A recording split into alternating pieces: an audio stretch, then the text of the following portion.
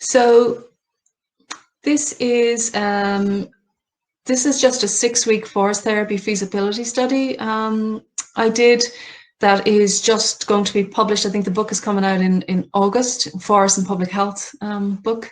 So it was a feasibility of a forest therapy intervention for adults who are experiencing stress in Ireland.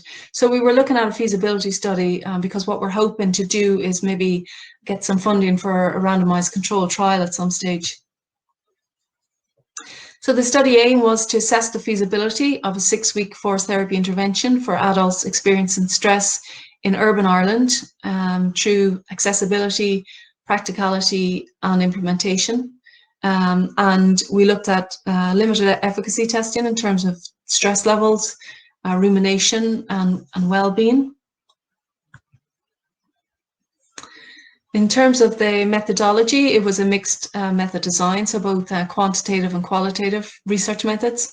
In terms of feasibility, we looked at focus group interview evaluation, outcome measure analysis, attendance rates and process evaluation. And the inclusion criteria was people over 18 that were experiencing self-reported or occupational stress. So again, it was only a very small study. It was a feasibility study, but there's very few in terms of actual forest therapy interventions out there. So we thought it was important. The data collection and analysis. So we did the quantitative was a pre-post assessment of rumination. Because we were very interested, there was some research done in Stanford University by Bratman and al. On how rumination, the part of the brain responsible for kind of rumination had everything had calmed down when people spent time in forested environments as opposed to urban environments. So we looked at rumination, we looked at stress and the well-being measures there. And in terms of the qualitative, we got people to write written reflections of their experience. So when they had the sit spot in the forest, they wrote their reflections. And we also had a focus group, which we did thematic analysis on. So basically, the intervention was 6 weeks, 6 consecutive weeks for 2 hours a week. We follow a standard walk structure. So the forest therapy experiences would go through specific they would follow a certain pattern in terms of connecting to self, connecting to place, awakening the senses, slowing down, some mindful engagement, some creative activities, some sit spot, circle work. So we have that kind of standard. And we used 3 different forests in Dublin and Wicklow. And the reason we wanted to use different forest types were some forests had water and some hadn't. So we wanted to see.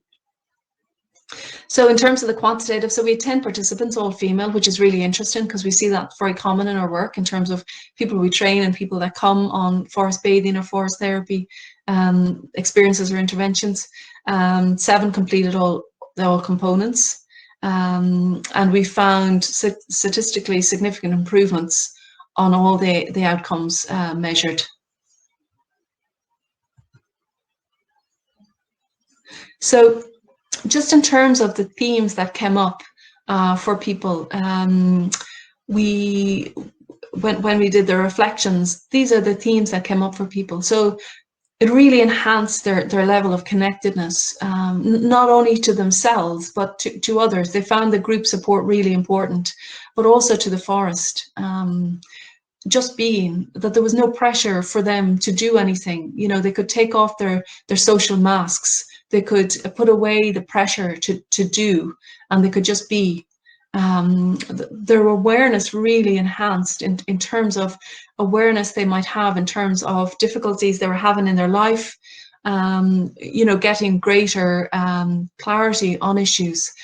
So what we know is when we are put into quieter soundscapes, you know, we can get greater clarity because there's not so much competing you know, in terms of our kind of thoughts processing, and nature as healer, you know, that they really experience the forest as a healing space. So the forest was their therapist. So that's the other thing to say, is that we work in partnership with the forest. The forest is the therapist. So in terms of the focus groups, again, connectedness came up. Also integration. So it was really important for us that we could see that people had started to integrate, you know, daily nature experiences in their day-to-day life. So the concept of nearby nature, you know, it's not okay just to bring people out to pristine forests, you know, if it's not around their area. So we also work with a lot of urban forests, relaxation again, and support from the forest, support from others. So these are just some of the quotes that came up for some of the participants.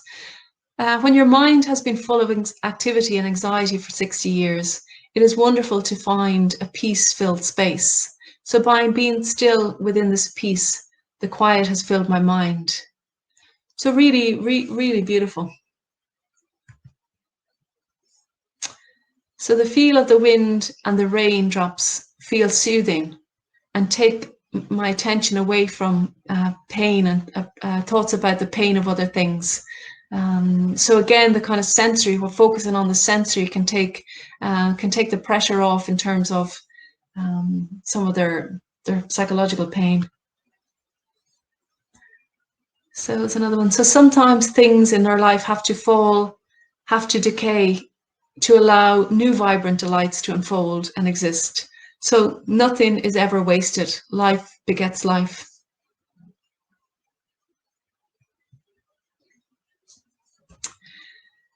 So I definitely feel the connection to nature very healing because it's time out for myself. It slows me down, body and mind. I feel part of the forest, even though I don't live in it, and that's like being loved. So this was a really interesting theme that came up time and time again, was that people felt accepted by the forest. You know, they didn't have pressure to perform, and often what we see is that the more stress people are under, the less able they are, you know, to really kind of engage at a high social level. So forest, that relationship, having a strong relationship can really be a protective factor. So emotional beside the water earlier, feelings of guilt and shame arising like the storm of water, washed into every crevice, and any stagnant water was shifted and washed out with fresh water. So yeah, a lot of the holdings in the body in terms of past traumas, water is very powerful for that. I think this is the last quote. That's probably one of my favorites. When I lie on the forest floor, I know nature will not judge me, abandon and forsake me, expect anything of me, just lets me be here, accepting me, allowing, showing my place in it all. So again, people had quite powerful experiences in nature. Some of them could be transcendental, kind of spiritual experiences of finding their place in the family of things. So who said that? It was actually one of my participants. She was a 60-year-old lady with chronic anxiety. So you can see how powerful, you know, nature can be in terms of that relationship.